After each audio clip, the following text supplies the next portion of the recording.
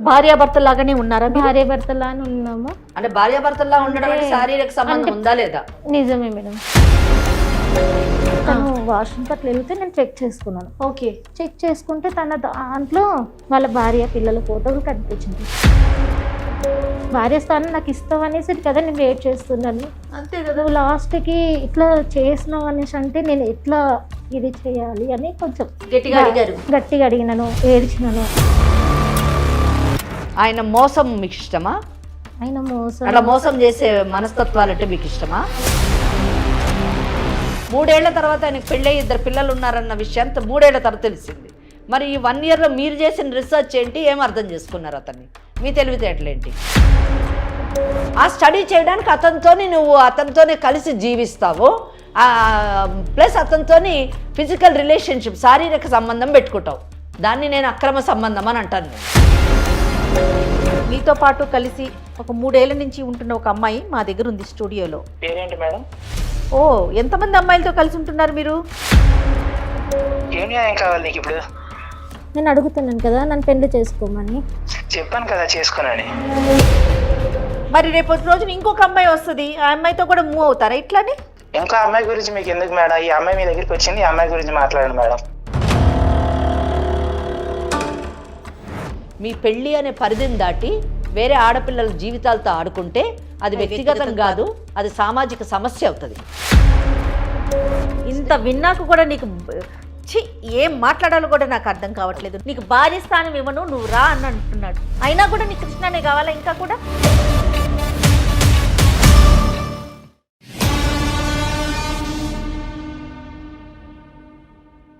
Varicose veins కి సరైన చికిత్స కోసం సంప్రదించండి ఎవిస్ హాస్పిటల్. ఎవిస్ హాస్పిటల్ సమర్పించి లీగల్ అడ్వైస్ కార్యక్రమానికి స్వాగతం. నాతో పాటు అడ్వకేట్ వెంకటేశ్వరి గారు ఉన్నారు. నమస్తే. నమస్తే అండి. అమ్మ, స్నేహ అనే ఒక అమ్మాయి మన దాకా వచ్చింది, మీతో మాట్లాడాలి, మీ సలహా కావాలి అనేసి. అంటే తనకు సంబంధించిన సమస్యని కొన్ని ఆల్రెడీ మనం లీగల్ అడ్వైస్లో మాట్లాడాం కూడా. లివ్ ఇన్ రిలేషన్స్ ఇవి ఎలాంటి పరిణామాలకి దారితీస్తున్నాయి, దీని పరిస్థితి ఏంటి? ఒక ఎపిసోడ్లో నాకు చాలా బాగా గుర్తు, మీరు చాలా అగ్రెసివ్గా మాట్లాడారు దీనికి సంబంధించి. ఆడపిల్లలు ముఖ్యంగా ఎలాంటి ఇబ్బందులు పడుతున్నారు అనే దానికి స్నేహ కథే ఒక ఉదాహరణ. నేను చెప్పడం ఎందుకు, స్నేహ ఎలానో మన స్టూడియోలో ఉంది కాబట్టి ఒకసారి మీరే మాట్లాడండి. తప్పకుండా అమ్మా. స్నేహ నమస్తే అమ్మా. నమస్తే. నమస్తే. నమస్తే అమ్మా. స్నేహ ఇక్కడి దాకా వచ్చారు, మీ కథ అంతా కూడా నాకు చెప్పారు. నాతో పాటు మీరు మేడంకి కూడా చెప్తే మీకు ఒక సలహా, ఒక సూచన ఇవ్వడానికి ఒక అవకాశం ఉంటుంది. భయపడొద్దు, భయపడాల్సిన అవసరమే లేదు. సమస్యలకి పరిష్కారం చూపించే వేదికే లీగల్ అడ్వైస్. ఏమ్మా, ఏమీ అబద్ధం చెప్పకుండా జరిగింది జరిగినట్టు చెప్పండి. ఏ ఊరు, ఎక్కడి నుంచి సమస్య మొదలైంది, పూర్తిగా చెప్పండి. అసలు మీది ఏ ఊరు? నా పేరు స్నేహ మేడం. ఓకే. నేను మాది అనంతపూర్. జాబ్ కోసం అని బెంగళూరు. ఏం జాబ్ చేస్తున్నారమ్మా? నేను అకౌంట్స్. ఏం చదువుకున్నారు మీరు? బీకామ్. Super super. బీకామ్ చేసి అకౌంటెంట్గా బెంగళూరులో జాబ్ చేస్తున్నారు. సంతోషం తల్లి. 1 ఇయర్ అయింది మేడం అక్కడ నుంచి. బెంగళూరులో మంచి కంపెనీ ఏనమ్మా? మంచి కంపెనీ మేడం. ఓకే. అక్కడ సార్ తను పరిచయం అయ్యి 6. సార్ అంటే ఎవరు? అకౌంటెంటే తను కూడా, కానీ నాకన్నా కొంచెం సీనియర్. అయితే తనతో పాటు తను నార్మల్గా, నేను నార్మల్గా ఫ్రెండ్ లాగా మాట్లాడుకున్నామండి. కొన్ని రోజులు మాట్లాడుకున్నాము. దాని తర్వాత స్నేహం కాస్త ప్రేమగా మారింది. ఓ. నేనే ఫస్ట్ ప్రపోజ్ చేశాను, తను ఇష్టపడి నేనే ప్రపోజ్ చేశాను. దాని తర్వాత తను సరే అనేసి, తను కూడా తన గురించి ఏం చెప్పలేదు, తన గురించి నేను కూడా ఏం అడగలేను. ఎందుకు ఆయనని ప్రపోజ్ చేశారు మీరు? ఏం అడగలేదు, ఆయన గురించి ఏం తెలియదు, మీతో పని చేస్తాడని తెలుసు. అంటే తను మంచివాడు, మంచి వ్యక్తి అనేసి నేను తనతో పరిచయం చేసుకొని నేనే తనకు చెప్పాను. ఆఫీసులో పరిచయంతోనే మీరు ప్రపోజ్ చేసేసారు. 1 ఇయర్ అయింది మేడం.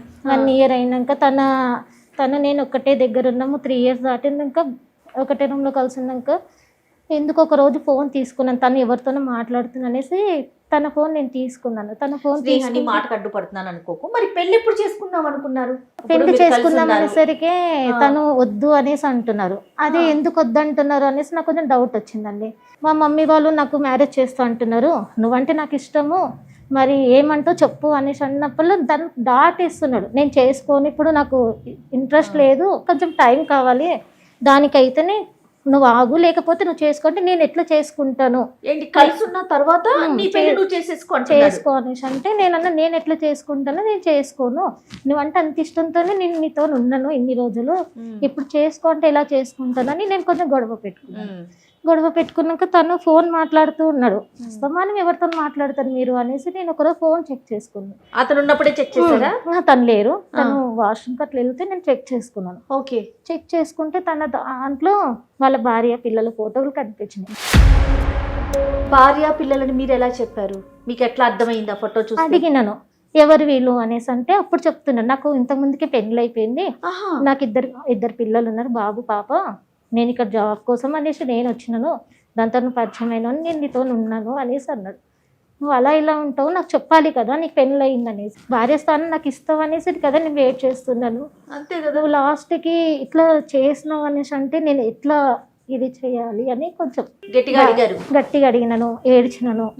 తను అయినా కానీ నేను ఇవ్వను, నేను చేసుకోను, నాకు అవసరం లేదు, ఇప్పుడు ఉండు, ఇలానే ఉండు, చూసుకుంటాను, నీకేం తక్కువ చేస్తలేను అనేసి అట్లా మాట్లాడేసరికి ఇంకా నాకు ఇది అవ్వలేదు, ఇంకా నీ వల్ల కాలేదు. మరి ఏం చెప్పావు ఫైనల్ గా? అతనికి ఏం చెప్పారు? నాకు నువ్వు కావాలి అని చెప్పినాను, నన్ను పెళ్లి చేసుకోండి అనేసి అంటే తను చేసుకోను. మరి ఇప్పుడు మా వేదిక దాకా రావటానికి అంటే ఏం ఎక్స్పెక్ట్ చేసి మీరు సుమన్ టీవీ లీగల్ అడ్వైజర్ అనే ప్రోగ్రామ్ దాకా, అది ముఖ్యంగా అడ్వకేట్ వెంకటేశ్వరి మేడం దగ్గర దాకా నువ్వు వచ్చావు అంటే మీరు ఏం ఎక్స్పెక్ట్ చేస్తున్నారు? నేను తనని పెళ్లి చేసుకోవాలి, సొసైటీలో నేను భార్యలాగా ఉండాలని. ఓకే, భార్య స్థానం మీకు కావాలని, పెళ్లి చేసుకోవాలి, దానికి ఏం చేయాలని సలహా కోసం. ఎందుకు ఆయనే కావాలి? ఆయన్నే ఎందుకు పెళ్లి చేసుకోవాలి? తన మీద ఇష్టంతోని కావాలి. ఏమి ఇష్టం? అదే ఆ ఇష్టం ఏంటని అడుగుతున్నాను. ఆయన పదవి ఇష్టమా, లేకపోతే ఆయనకు వచ్చే జీతం ఇష్టమా? తనకు వచ్చే జీతము. మరి ఏమి ఇష్టం మీకు ఆయన అంటే? ఆయన మోసం మీకు ఇష్టమా? ఆయన అట్లా మోసం చేసే మనస్తత్వాలంటే మీకు ఇష్టమా?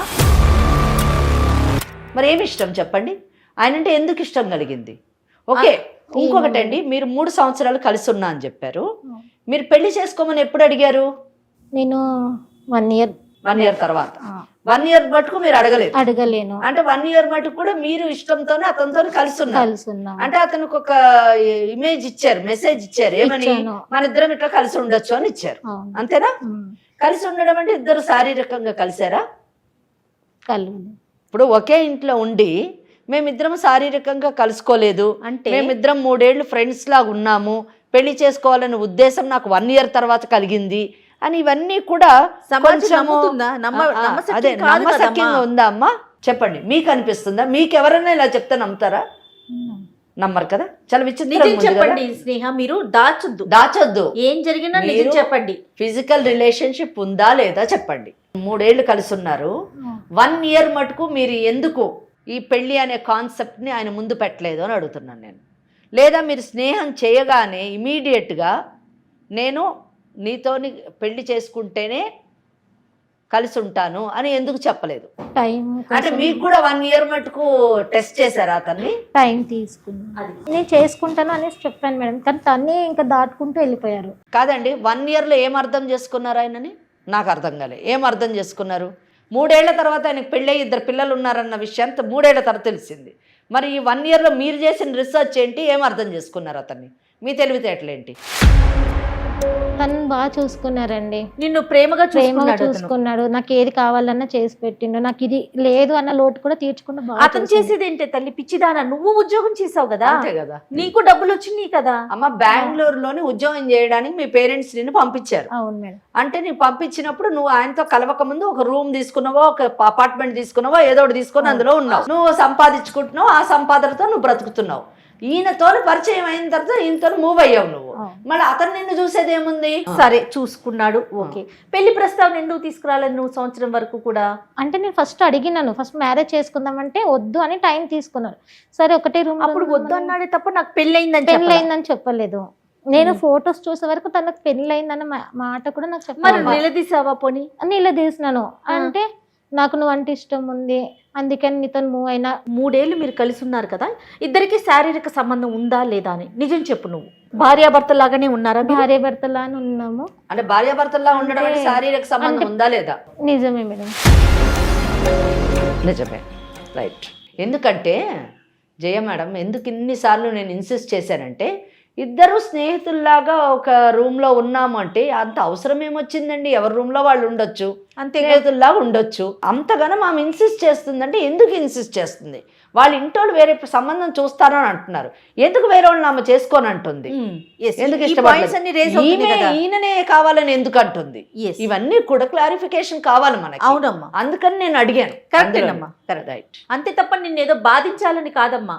మేడం అడ్వకేట్ కాబట్టి పాయింట్స్ తెలియాలి కదా. సరే, ఇప్పుడు ఫైనల్గా ఏమంటావు? రిలేషన్ ఉంది కాబట్టి నిన్ను పెళ్లి చేసుకోమంటావు. మరి అతనికి పెళ్ళి అయింది, భార్య ఉంది, పిల్లలు ఉన్నారు, అయినా కూడా అతన్ని పెళ్లి చేసుకోవాలని అడుగుతున్నావా నువ్వు? అవును మేడం. అసలు అంటే నువ్వు ఆలోచించుకున్నావా తల్లి? నీ భవిష్యత్తు ఏంటి, నీ స్థానం ఏంటి? అది ఏం లేదు మేడం, తను కావాలి.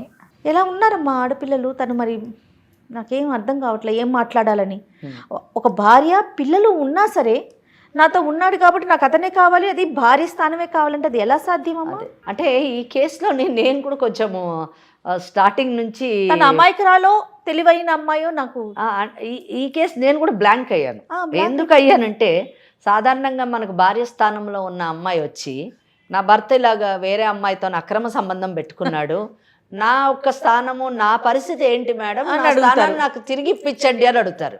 ఇక్కడ అసలు రైటే లేని ఆమె, హక్కే లేని ఆమె వచ్చి ఎంత ధైర్యంగా కూర్చొని, అంటే మీరు అంటున్నారా ఆమె అమాయకురాలు అనుకోవాలా లేకపోతే ఏమనుకోవాలి అని భయపడుతుంది అంటే, నేను ఈ మాటల్ని నేను సపోర్ట్ చేయలేను. నేను ఎందుకు సపోర్ట్ చేయలేనంటే, నీకు అసలు ఏమి హక్కు లేదు. సంవత్సరం మటుకు నీకు పెళ్ళని ఆలోచన లేదు. అతనితో కేవలం స్నేహము, ఎంజాయ్మెంట్ మాత్రమే, రిలేషన్షిప్ మాత్రమే కావాలని చెప్పేసి నువ్వు 1 year ఉన్నావు. మీరేంటి అబ్జర్వ్ చేసేది అతన్ని? మీరేంటి అన్ని స్టడీ చేసేది? అదే కదా. మీ తల్లిదండ్రులు అన్ని స్టడీ చేసి మీకు సంబంధం చూస్తారు, మీరు పెళ్లి చేసుకోవాలి. అంతకి కావాలంటే మీరు కూడా మాట్లాడి అన్ని తెలుసుకొని మీ తల్లిదండ్రులు చూసినటువంటి వాళ్ళు చేసుకోండి. కానీ ఇక్కడ నువ్వు ఎవరినో ఒకటి సెలెక్ట్ చేసుకుంటావు, నీ కొలీగ్ని, నువ్వు ఒక 1 year స్టడీ చేస్తా అంటావు అతన్ని. ఆ స్టడీ చేయడానికి అతనితోనే కలిసి జీవిస్తావు, ప్లస్ అతనితోని ఫిజికల్ రిలేషన్షిప్, శారీరక సంబంధం పెట్టుకుంటావు. దాన్ని నేను అక్రమ సంబంధం అని అంటాను. నేను పెట్టుకొని 1 year తర్వాత పెళ్లి చేసుకుంటానని చెప్పేసి అంటావు. దీన్ని ఏ విధంగా మనం ఆమోదించాలి? దీన్ని ఏ విధంగా సపోర్ట్ చేయాలి చెప్పండి? ఎగ్జాక్ట్లీ. సో నేను ఇటువంటి వాటికి సపోర్ట్ చేయలేను. నేనే కాదు, చట్టం కూడా సపోర్ట్ చేయదు. అతను పెళ్లి కానివాడైతే ఇక్కడ వచ్చి మేడం మాకు న్యాయం చేయండి, నా స్థానాన్ని నాకు పెళ్ళి అతనితో జరిపించండి అని అంటే, నేను తప్పకుండా అతనితో మాట్లాడి మనం ఆమె పెళ్లి చేసేటట్టు చేయగలం. కానీ ఇక్కడ మీరేమడుగుతున్నారు? మమ్మల్ని స్థానం అడుగుతుంది. స్థానం అడుగుతుంది. ఏ స్థానం అడుగుతుంది? భార్య అనేటటువంటి స్థానాన్ని అడుగుతుంది. ఆ భార్య అనే స్థానంలో ఆల్రెడీ ఒక మహిళ ఉంది. ఆ మహిళని పక్కకు తప్పించి మిమ్మల్ని ఆ స్థానంలో కూర్చోపెట్టాలంటే ఇంకొక మహిళ, గౌరవప్రదమైనటువంటి మహిళ, సమాజం ఆమోదించినటువంటి భార్యస్థానంలో ఉన్న మహిళని, అన్ని హక్కులు కలిగినటువంటి మహిళని పక్కకు జరిపి, ఏ హక్కు లేనటువంటి దాన్ని, ఏ మర్యాద లేకుండా, ఏ సమాజపు కట్టుబాట్లకు లోను మీరు గౌరవించకుండా, చట్టం అంటూ ఒకటి ఉందన్న దాన్ని కూడా గుర్తించకుండా, హక్కు లేకుండా నాకు ఆ స్థానం కావాలని అడిగితే ఏ విధంగా మనం ఆమోదించాలి? ఏ విధంగా మనం ఈ సమస్యను పరిష్కరించాలి? అవునమ్మా, దీనికి న్యాయం చేయడం కాదు, ఆమెకు అన్యాయం చేయడం అవుతుంది. ఇద్దరు మహిళలతో ఆడుకోవడమే కాదు, అక్కడ పిల్లలకు కూడా అన్యాయం చేస్తున్నాడు, భావితరాలకు కూడా అతను అన్యాయం చేస్తున్నాడు. అంత మోసగాడు. అటువంటి వాడిని ఈ అమ్మాయి 1 సంవత్సరం అంట స్టడీ చేసిందంట. స్టడీ చేసి నిర్ణయం తీసుకుంది. దెన్ నెక్స్ట్ క్వశ్చన్ నేను అడిగాను, ఎందుకమ్మా నీకు ఆయన్నే కావాలి అని అడిగాను. ఎందుకు అడిగానంటే, అమ్మాయి చెప్పింది, మా అమ్మ నాన్న పెళ్లి సంబంధాలు చూస్తున్నారు, పెళ్లి చేసుకోమంటున్నారు, నాకు ఈయనే కావాలి. ఎందుకు ఈయన కావాలంటే ఆమెకు సమాధానం లేదు. ఆలోచన ఉంటే కదా భవిష్యత్తు మీద. ఏంటంటే అండి, ఈరోజు సమాజంలోని చాలా మటుకు యువత సహజీవనం అన్నది అదొక ఫ్యాషన్గా మారిపోయింది. కరెక్ట్ అమ్మా. అంటే తోటి యువతతోని వాళ్ళు మూవ్ అవుతున్నప్పుడు సహజీవనం చేయడం అదొక పెద్ద మోడర్న్ థాట్ లాగా, అదొక ఆధునీకరణ లాగా, అది ఆధునిక భావాలకు సంబంధించిన దానిలాగా, వాళ్ళేదో చాలా అడ్వాన్స్డ్ లైఫ్ లీడ్ చేస్తున్నట్టుగా ఆ పిచ్చి ఆలోచనలో. అవును, నేను అడుగుతున్నాను ఈనాటి యువతని, ఇటువంటి దారిలో నడిచేటటువంటి వాళ్ళని, ఇటువంటి ఆలోచనలతో వెళ్తున్నటువంటి వాళ్ళని నేను అడుగుతున్నాను, మీకు సహజీవనంలోని ఏమి హక్కులున్నాయి? మీకు సహజీవనంలోని ఏమి భద్రత ఉంది? మీకు పుట్టేటటువంటి పిల్లల యొక్క భవిష్యత్తు ఏంటి, సమాజంలోని వాళ్ళకి ఎంత గౌరవం లభిస్తుంది. ఇటువంటి యువత ఆలోచించుకోవాల్సింది ఏంటంటే, నేను ఎంత గౌరవంగా బ్రతుకుతున్నాను, సమాజంలో నేను ఎంత గౌరవింపబడుతున్నాను, నేను ఎవరితోనైతే సహజీవనం చేస్తున్నానో ఆ వ్యక్తి దృష్టిలో నా యొక్క స్థానం ఏంటి, నాకు న్యాయం చేయండి, ఆ స్థానం ఇవ్వండి అంటే మనం ఇక్కడ అటువంటి పనులు చేయడానికి లేము. అమ్మ మరి ఏం చేద్దామమ్మా? ఏం లేదమ్మా, ఈ అమ్మాయి ఆలోచన విధానం తప్పు, ఈ అమ్మాయి జీవన విధానం తప్పు. ఓకే, చక్కగా తల్లిదండ్రులు చూసిన పెళ్లి చేసుకొని జీవితాన్ని కొనసాగించడం సరైనటువంటి నిర్ణయం. ఈ అమ్మాయికి మనం చెప్తూ బుద్ధి రాదు, మనం ఆ అబ్బాయితో మాట్లాడదాం. ఆ అబ్బాయి అసలు ఏమంటాడో విన్న తర్వాత మనకి అర్థమవుతుంది, ఆమెకు కూడా అర్థమవుతుంది అని నేను అనుకుంటున్నాను. మనమేమి అతన్ని బెదిరించి ఈ అమ్మాయిని పెళ్లి చేసుకో అని చెప్పేటటువంటి పరిస్థితి కాదండి, అస్సలు కాదు. ఎందుకంటే section 5 of Hindu marriage act ప్రకారము రెండవ వివాహం చేసుకోవడానికి అవకాశం లేదు. ఓకే, ఎలాగంటే విడాకులన్నా అవ్వాలి, భార్య చనిపోయి అన్నా ఉండాలి. ఇక్కడ ఆ అమ్మాయికి విడాకులు ఇచ్చి, భార్యకు విడాకులు ఇచ్చి ఈ అమ్మాయిని పెళ్లి చేసుకో అని చెప్పేసి ఆ అబ్బాయికి చెప్పేటటువంటి ధైర్య సాహసాలు నేను చెయ్యను. ఎందుకంటే అక్కడ 2 బిడ్డలు ఉన్నారు, తప్పు చేయనటువంటి భార్యకు ఎందుకు విడాకులు ఇవ్వాలి, 2 బిడ్డలు అంటే భవిష్యత్తుని ఎందుకు పాడు చేయాలి. ఒకవేళ అతను చేసుకుంటే భారతీయ న్యాయ సంహిత ప్రకారము సెక్షన్ 82(1) ప్రకారం 7 సంవత్సరాలు జైల్లోకి వెళ్తాడు. సో ఇవన్నీ అతనికి తెలియచేద్దామంటారా? తెలియజేయాలి. ఒకటి, ఇంకోటి ఏంటంటే అతను భవిష్యత్తులో ఇటువంటి తప్పు చేయకుండా ఉండాలంటే తెలియజేయాలి. కరెక్ట్. ఒకటి.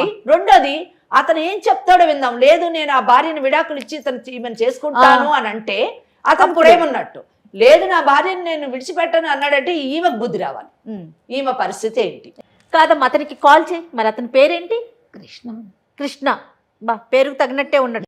ఏంటి వీళ్ళు ఇట్లా అనేస్తున్నారు, బిక్క చూపులు చూస్తా ఉన్నావు. ఒకసారి కాల్ చేస్తావా, మాట్లాడదామా? అమ్మా, తను మాట్లాడటానికి ఇబ్బంది పడతా ఉంది. నేనే ఒకసారి కాల్ చేస్తాను, తప్పకుండా ఒకసారి మాట్లాడతాను, వినండి మీరు కూడా.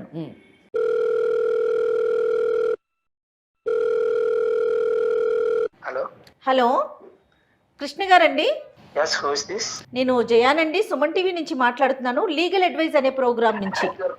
ఓకే మేడం, చెప్పండి. మా దగ్గరికి మీ ఫ్రెండ్ వచ్చారండి, మీతో పాటు కలిసి ఒక 3 ఏళ్ల నుంచి ఉంటున్న ఒక అమ్మాయి మా దగ్గర ఉంది స్టూడియోలో. పేరేంటి మేడం? ఓ, ఎంతమంది అమ్మాయిలతో కలిసి ఉంటున్నారు మీరు? అంటే చాలా మంది ఉంటారు కదా. ఏంటి ఫ్రెండ్ అన్నారు కదా మేడం, ఫ్రెండ్స్ అంటే చాలా మంది ఉంటారు కదా. ఫ్రెండ్స్ అంటే చాలా మందే ఉంటారంట. ఒక్కసారి నువ్వు హలో అనమ్మా, చెప్పు నీ పేరేంటి, నువ్వే చెప్పు. హలో హలో కృష్ణ, నేను స్నేహన్ మాట్లాడుతున్నా. స్నేహ? అవును, చెప్పు. అదే నేను పెళ్లి చేసుకుందామని అంటే దాటేస్తున్నావు కదా. అవును, నీకు చెప్పా కదా చాలా సార్లు. ఏమని? ఎక్కడికి వెళ్ళావు నువ్వు? ఇప్పుడు ఎవరు మాట్లాడేది? ఫోన్ ఎవరు చేశారు? నేను సుమన్ టీవీ ప్రోగ్రామ్కి వచ్చాను, మేడం వాళ్ళతో మాట్లాడుతున్నాను. ఎందుకు వెళ్ళావు అక్కడికి? మీకు ఎంతగానో చెప్పినా కానీ మీరు నాకేం ఆన్సర్ ఇవ్వట్లేదు కదా, అందుకనే నాకు ఇక్కడ న్యాయం జరుగుతుందేమో అనేసి వచ్చినాను. ఏం న్యాయం కావాలి నీకు ఇప్పుడు? నేను అడుగుతున్నాను కదా, నన్ను పెళ్లి చేసుకోమని. చెప్పాను కదా చేసుకోనని. రీజన్ ఏంటో తెలుసుకోవచ్చా కృష్ణ గారు? చాలా చాలా స్ట్రాంగ్ గా చెప్తున్నారు మీరు. రీజన్ నాకు ఏంటో? ఆల్రెడీ పెళ్లి అయింది మేడం, నేను ఎలా మళ్ళీ ఆమెను పెళ్లి చేసుకోగలను? ఆల్రెడీ మీకు పెళ్ళి అయింది. ఎన్ని సంవత్సరాలు అవుతుందండి పెళ్ళయ్యి? 10 years అవుతుంది మేడం. 10 సంవత్సరాలు అవుతుంది మీకు పెళ్ళయి. మరి స్నేహతో కలిసి ఎలా ఉన్నారు? మరి అమ్మాయి పెళ్లి చేసుకో అని చెప్పే వరకు కూడా తనతో సంసారిక జీవితం ఎలా గడిపారండి? రీసెంట్ గా 3 years గురించి ఆ అమ్మాయి తెలుసు మేడం నాకు. 3 సంవత్సరాలు కలిసి ఉండటం అనేది మీ లెక్కలో రీసెంటా? నాతో పాటు అడ్వకేట్ వెంకటేశ్వరి గారు కూడా ఉన్నారండి స్టూడియోలో. మీరు చాలా జాగ్రత్తగా మాట్లాడండి, మీరు మాట్లాడేది ఏదైనా అర్థమవుతుందండి. నాకెందుకు మేడం, మీరు ఎందుకు మాట్లాడుతున్నారు? ఇప్పుడు ఎందుకు చేశారో చెప్పండి మేడం. ఇదంతా ఎందుకు చేశామంటే సమస్య మా దాకా వచ్చింది కాబట్టి. ఇప్పుడు అవన్నీ మా పర్సనల్ విషయాలు మేడం, వీటిలన్నింటిలో మీకు ఎందుకు మేడం విషయాలని? ఖచ్చితంగా మీ పర్సనల్ విషయాలు మాకు అవసరం లేదు, కానీ సమస్య ఉంది, మాకు న్యాయం చేయండి అని స్నేహ మా దాకా వచ్చింది కాబట్టి నీతో మాట్లాడుతున్నాము. స్నేహ గురించి చెప్పాను మేడం ముందు నుంచి. తన మ్యారేజ్ అయితే తనతో కుదరదని చెప్పాను. మీరు డే 1 చెప్పారా? ఎప్పుడైతే కలిసి ఉండబోతున్నారో అప్పుడే చెప్పారా? స్టార్టింగ్ లో తెలియదు కదా మేడం, అలా ప్రొసీడ్ అవుతామని తెలియదు కదా మేడం. కొద్దిగా అప్పుడు అలా మూవ్ అయ్యాం, అనుకోకుండా అలా అయింది. తెలిసిన తర్వాత ఆమెకు చెప్పాను నేను. మూవ్ అయ్యే వరకు మీకు తెలీదు, మూవ్ అయిపోయాక అనుకోకుండా తెలుస్తుంది. ఆ అనుకోకుండా తెలిసినప్పుడు అప్పుడు చెప్తారు మీకు పెళ్లి అయిపోయింది ఆల్రెడీ, నేను పెళ్లి చేసుకోనని. మరి రేపటి రోజున ఇంకొక అమ్మాయి వస్తుంది, ఆ అమ్మాయితో కూడా మూవ్ అవుతారా ఇట్లానే? ఇంకా అమ్మాయి గురించి మీకు ఎందుకు మేడం? ఈ అమ్మాయి మీ దగ్గరికి వచ్చింది, ఈ అమ్మాయి గురించి మాట్లాడండి మేడం. ఇంకొక అమ్మాయి గురించి మేము మాట్లాడటానికి లేదు. అవును మేడం. అంటే మనం సమాజంలో ఉన్నామమ్మా, మనుషుల మధ్యనే ఉంటున్నామా, అడవిలో బతుకుతున్నామా? Of course madam. సమాజము, చట్టము, మనుషులు, మంచి చెడు ఇలాంటివి లేవా మనకి? ఏం మాట్లాడుతున్నారు మీరు? మీకెందుకు అనుకుంటా, మాకు అవసరం మా దాకా వచ్చింది కాబట్టి మేము వచ్చామా మీ దగ్గరికి.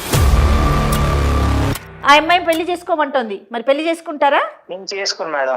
వింటున్నావా? పెళ్లి చేసుకోండి అని చెప్పి ప్రోత్సహించడానికి మేము కాల్ చేయలా. భవిష్యత్తులో ఇలాంటి ఎదవ పనులు చేయకుండా ఉండాలి, ఇలాంటివి చేస్తే నీకు ఎలాంటి శిక్షలు పడతాయో మేడం ద్వారా చెప్పించడానికే కాల్ చేశాను. నాకు ఎందుకు మేడం శిక్ష? నేను ప్రపోజ్ చేయలేదు, ఏం చేయలేదు కదా మేడం. మరి కలిసి ఉన్నారు కదా, ఒక భార్య ఉండగా, భార్య, 2 పిల్లలు, 10 సంవత్సరాలు అవుతోంది మీకు పెళ్ళై. అమ్మాయి జీవితం నేనేం కావాలని నాశనం చేయలేదు కదా మేడం. అమ్మాయి వచ్చింది నా జీవితంలోకి, నాకు ఇష్టంగా అనిపించింది, ఆ టైంలో మేము మూవ్ అయ్యాం మేడం. మేడంతో మాట్లాడండి ఒకసారి, మేడంకి ఇవ్వమ్మా. స్నేహ అన్న అమ్మాయి పెళ్ళి మీరు చేసుకోకపోయినా పర్వాలేదు, మీతోనే కలిసి ఉంటాను అని అంటుంది. దానికి మీరు అంగీకరిస్తున్నారా? అలా అయితే ఓకే మేడం. అలాగైతే ఓకే, రైట్. నాకు కూడా చెప్పే ఈ విషయం నేను. ఓకే సరే, ప్రాబ్లం ఏం లేదు, కానీ మ్యారేజ్ అయితే నేను చేసుకోను. ఓకే సరే, ఖచ్చితంగా ఖచ్చితంగా పెళ్లి చేసుకోరు, ఎందుకంటే మీ భార్య పిల్లలు ఉన్నారు కాబట్టి. పిల్లలు ఉన్నారు. ఓకే, వాళ్ళకి ఆ అమ్మాయికి మీరు విడాకులు ఇచ్చే అవకాశం ఉందా అండి? భార్యకి విడాకులు సిచ్యుయేషన్ లేదు. సరే, కనీసం మీ భార్యకి ఈ స్నేహతోని నాకు సంబంధం ఉంది, నేను ఈమెతోని బెంగళూరులో ఉంటాను, మీ భార్య ఎక్కడ ఉంటారండి? చెప్పండి మేడం, మా పర్సనల్స్ అన్ని. కాదు, ఏరియా ఎక్కడ? ఆంధ్రప్రదేశ్లో ఉంటారా, తెలంగాణలో ఉంటారా, ఎక్కడ ఉంటారు? హైదరాబాద్లో. ఓకే, మీ భార్యతోని నువ్వు హైదరాబాద్లో ఉండు, నేను ఈ స్నేహ అన్న అమ్మాయితోని బెంగళూరులో ఉంటానన్న విషయం చెప్తారా అండి? చెప్పారా? చెప్పండి మేడం, నేనే చెప్తాను మేడం మా భార్యకి. పెళ్ళైన విషయాన్ని మీరు చెప్పారా అండి, ఆ అమ్మాయి తెలుసుకుందా? అమ్మాయి నాకు అడిగింది ఒక రోజు, మొబైల్ చూసినప్పుడు ఫొటోస్ చూసింది, అడిగినప్పుడే చెప్పాను నేను. అది ఎంత కాలానికి, అంటే మీరు కలిసి ఉండడం మొదలెట్టిన తర్వాత ఎంత కాలానికి చెప్పింది? 1 year తర్వాత తెలిసింది. అంటే మీరు ముందు చెప్పలేదు, స్నేహం పరిచయం అయినప్పుడు నాకు పెళ్ళయింది, 2 పిల్లలు ఉన్నారని మీరు చెప్పలేదు? రాలేదు. ఓకే. సో 1 సంవత్సరం మీరిద్దరూ కలిసి ఉన్నప్పుడు కూడా మీరు చెప్పలేదు? రైట్. సరే కృష్ణ, ఇప్పుడు నేను ఏమి మాట్లాడను మీతోని, కానీ ఒక్క విషయం మాత్రం మీకు చెప్తున్నాను. కొన్ని పనుల్ని నేరాలుగా చట్టం పరిగణిస్తుంది. ఆ నేరాలకి శిక్ష అంటూ ఒకటి ఉంటుంది. అది మీకు నచ్చినా నచ్చకపోయినా కూడా అది జరిగిపోతూనే ఉంటుంది. నేను మీకు ఎందుకు చెప్తున్నా, వినండి బాబు, వినండి. నేను మిమ్మల్ని ఏం అనట్లేదు. మీ భార్యకు విడాకులనిచ్చి ఈ అమ్మాయిని పెళ్లి చేసుకోండి అని నేను చెప్పను. అలాగే అయితే మీరు ఒకటి చెప్పారు, ఈ అమ్మాయితో పెళ్ళి అయితే చేసుకోను, కానీ ఈ అమ్మాయితో ఉండడం అయితే ఉంటానన్నారు. మీకు పెళ్ళైన విషయాన్ని 1 సంవత్సరం తర్వాత ఆ అమ్మాయి తెలుసుకుంది, కానీ మీరు చెప్పలేదన్నారు. అడిగినప్పుడు చెప్పారు.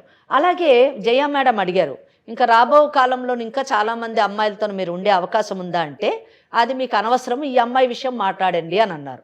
అంటే మీకు భవిష్య ప్రోగ్రాం కూడా ఉండొచ్చు. సరే, అది మంచిది, మా వ్యక్తిగత విషయం అని అన్నారు. సో వ్యక్తిగత విషయమే, కరెక్టే. మీరు పెళ్లి చేసుకొని మీ పిల్లల్ని, మీ కుటుంబం, ఇవన్నీ వ్యక్తిగతం. మీ పెళ్ళి అనే పరిధిని దాటి వేరే ఆడపిల్లల జీవితాలతో ఆడుకుంటే అది వ్యక్తిగతం కాదు, అది సామాజిక సమస్య అవుతుంది. అంటే ఆడపిల్లల జీవితాలు పాడు చేస్తూ ఉంటే చూస్తూ ఊరుకోవడానికి చట్టం ఏం కళ్ళు మూసుకొని ఉండదు. కానీ అదే చేయలేదు, అదే చెప్తున్నాను. ఇది మీ అవేర్నెస్ గురించి చెప్తున్నాను, మిమ్మల్ని ఏమి అనట్లేదు నేను. భారతీయ న్యాయ సంహిత అని ఒక చట్టం ఉంది. ఈ చట్టంలోని సెక్షన్ 82(2) ప్రకారము ఏ మగవాడైనా కానీ తనకు పెళ్ళైన విషయాన్ని చెప్పకుండా వేరే స్త్రీతోని పెళ్లి చేసుకుంటానని కానీ, లేదా ఏం చెప్పకుండా శారీరక సంబంధం కానీ పెట్టుకుంటే 10 సంవత్సరాలు శిక్షకి లోనవుతాడు కంప్లైంట్ ఇస్తే. అదే చెప్తాను నేను. అడ్వకేట్గా మీకు చెప్పేది ఏంటంటే, భవిష్యత్తులో ఇటువంటి పనులు చేయకండి, వేరే ఆడపిల్లల జీవితాలతో ఆడకండి. ఎందుకంటే అందరూ మన స్నేహ కాదు, ఏ ఆడపిల్లన్నా కంప్లైంట్ కానీ ఇస్తే 82(2) కింద 10 సంవత్సరాల లోపల పోతారు. ఆయన భార్యతో మాట్లాడితే ఎలా ఉంటుంది?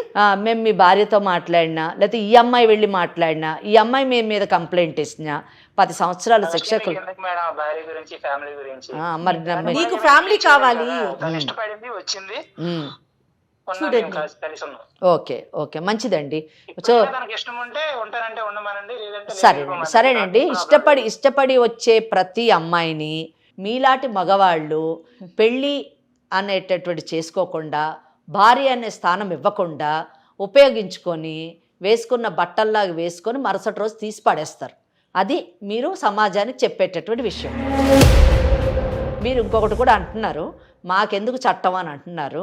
మాకెందుకు ఇటువంటి అనండి, ఆమెకి ఇష్టమైంది వచ్చింది, ఏం చేసుకుంటుందో అది చేసుకోండి, మా భార్య మా పిల్లల గురించి మాట్లాడొద్దు అంటున్నారు. అంటే మీ భార్య ఒక ఆడపిల్ల, ఒక మంచి గౌరవప్రదమైనటువంటి మహిళ, మీకు ఒక కుటుంబం ఉంది, మీకు పిల్లలు ఉన్నారు. కానీ వేరే తల్లిదండ్రులు కన్నా ఆడపిల్లలు కాదు, వారు గౌరవమైన మహిళలు గారు, వాళ్ళు సంసారానికి పనికిరారు. మీరు మాట్లాడిన ప్రతి మాట యువతకు స్నేహాల లాంటి పరిస్థితిలో ఉన్న ప్రతి ఆడపిల్ల వినాలి, వాళ్ళ స్థానం ఏంటో తెలుసుకోవాలి. కనుక జయ, నేను వీరితో ఎక్కువ మాట్లాడలేమమ్మా. కేవలం ఎందుకు మాట్లాడానంటే భవిష్యత్తులో ఇంకా వేరే ఆడపిల్లల జీవితాలు పాడు చేయకూడదని చెప్పాను. నాకు అక్కర్లేదు చట్టం అన్నాడు కానీ 100% నోట్ చేసుకుంటాడు. ఖచ్చితంగా భయం ఉంటుంది కదా. ఆయన కంటే కూడా కృష్ణలాంటి వాళ్ళకి ఎంత చట్టం చెప్పినా కృష్ణలాంటి మోసగాళ్ళు సమాజంలో ఉంటూనే ఉంటారు. ఖచ్చితంగా ఎప్పుడు ఉంటారు తెలుసా అండి? మోసపోయే వాళ్ళు ఉన్నంత కాలం లాంటి పిల్లలు ఉన్నప్పుడు మోసపోయే వాళ్ళు ఉన్నంత కాలం ఉంటారు. స్నేహాల ఆలోచించే ప్రతి ఆడపిల్ల కూడా కృష్ణ మాటల్ని అర్థం చేసుకోవాలి. ఎంత తేలిగ్గా మాట్లాడుతున్నాడమ్మా ఆడపిల్లల్ని, ఇంత విన్నాక కూడా నీకు ఏం మాట్లాడాలో కూడా నాకు అర్థం కావట్లేదు. నీకు భార్య స్థానం ఇవ్వను, నువ్వు రా అని అంటున్నాడు. అయినా కూడా నీకు కృష్ణనే కావాలా? ఇంకా కూడా వద్దు మేడం, జాబ్ చేసుకుని నా లైఫ్లో నేను హ్యాపీగా ఉంటాను మేడం. జాబ్ కాదమ్మా, ముందు జాబ్ కాదు నీకు అసలు. అటువంటి వాడిని నిజానికి ఇంకా నాకు మాటలు రావట్లేదు. చీ అని ఒక పదం ఉపయోగించారు అంతే, దట్స్ ఆల్. వాడితోని 3 సంవత్సరాలు నువ్వు ఉన్నందుకు అసలు సిగ్గుపడాల్సిన విషయం. నీకు బుద్ధి వచ్చి ఉండాలి. నాకు తెలిసి ఆ మాటలు విన్న తర్వాత ఫస్ట్ ఆ జాబ్ మాను, బెంగళూరు నుంచి మీ ఊరికి షిఫ్ట్గా నీ జీవితంలో జరిగింది ఒక లెసన్. వీలైనంత మటుకు ఏ ఆడపిల్ల కూడా ఇటువంటి సమస్యల్లో పడకుండా వీలైతే కాపాడు, అవేర్నెస్ ఇవ్వు, నీ వంతు నీ ప్రయత్నం చేయి. సరేనా? ఓకే, ధైర్యంగా ఉండాలమ్మా. అమ్మ మరి ఏం చేద్దాం? ఏం చేస్తాం జయ? ఒక్కటే ఇందులో ఇటువంటి సమస్యలకి పరిష్కారం 2 విషయాలు. ఒకటి, ఆడపిల్లలు అప్రమత్తంగా ఉండాలి, తమ భవిష్యత్తును తామే తీర్చిదిద్దుకోవాలి. ఆ భవిష్యత్తును తీర్చిదిద్దుకోవడంలోని అందంగా తీర్చిదిద్దుకోవడమే కాదు, సమాజం ఆమోదించేటట్టుగా కూడా కరెక్ట్. ఆ భవిష్యత్తుకు ఒక భద్రత ఉండాలి. రెండోది, ఒకవేళ తెలుసో తెలియకో చూడండి, స్నేహాలాగా అమాయకంగా ఒకవేళ ఇటువంటి రొచ్చులో పడ్డా కానీ తిరిగి దాంట్లోంచి బయటకు వచ్చి భవిష్యత్తులోని ముందుకు సాగాలి. అవసరమైతే ఒకవేళ నిజంగా బుద్ధి చెప్పాలి అని అనుకుంటే సెక్షన్ 82(2) ప్రకారము మరి కేసు కంప్లైంట్ వెయ్యాలి, వాడికి శిక్ష పడేటట్టు చూడాలి. లేదు వద్దంటారా, పెళ్లి చేసుకొని ముందుకు కొనసాగండి. ఇది నేను చెప్పదలుచుకున్నాను. తప్పకుండా అమ్మా. అయితే నాకు స్నేహతో నాకు ఏమనిపించిందంటే, మీరు ఏదైనా అవకాశం ఇస్తే ఒక 2-3 సార్లు మీతో కూర్చొని మీ కౌన్సిలింగ్ కనుక తను ఫాలో అయితే, వినగలిగితే, మీరు ఆ టైం కేటాయించగలిగితే తన జీవితానికి ఒక అర్థం ఉంటుందేమో అనిపిస్తుంది. తప్పకుండా అండి. ఇంకొకటిని కూడా చెప్పాలనుకుంటున్నాను జయ గారు. ఇటువంటి కార్యక్రమాల్లో మేమేదో కుటుంబాలని విడదీయాలనో లేకపోతే ఆడవాళ్ళకి విపరీతమైన చట్టపరమైనటువంటి అవగాహన ఇచ్చేసి మగవాళ్ళకి అన్యాయం చేయాలన్నదో మా ఉద్దేశం కాదు. చట్టం పైన అవగాహన కలిగించడము అంటే ఆడవాళ్ళ హక్కుల్ని ఎంత పరిరక్షిస్తున్నామో మగవాళ్ళని అంత జాగ్రత్త కూడా పరుస్తున్నాము అన్న విషయాన్ని మర్చిపోకూడదు. చట్టం అంటే లేదు కదా.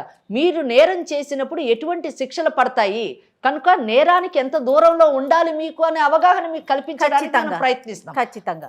మేడం గారి నెంబర్ నీకు ఇస్తాను, అలా అసిస్టెంట్ నెంబరు. మేడం టైం తీసుకుని ఒక 2-3 సార్లు మేడంతో నువ్వు కూర్చొని మాట్లాడు. సరేనా? సరే. ఓకే, రైట్ అమ్మా, థ్యాంక్ యూ, నమస్తే. వేరికోస్ వెయిన్స్ కి సరైన చికిత్స కోసం సంప్రదించండి ఎవిస్ హాస్పిటల్.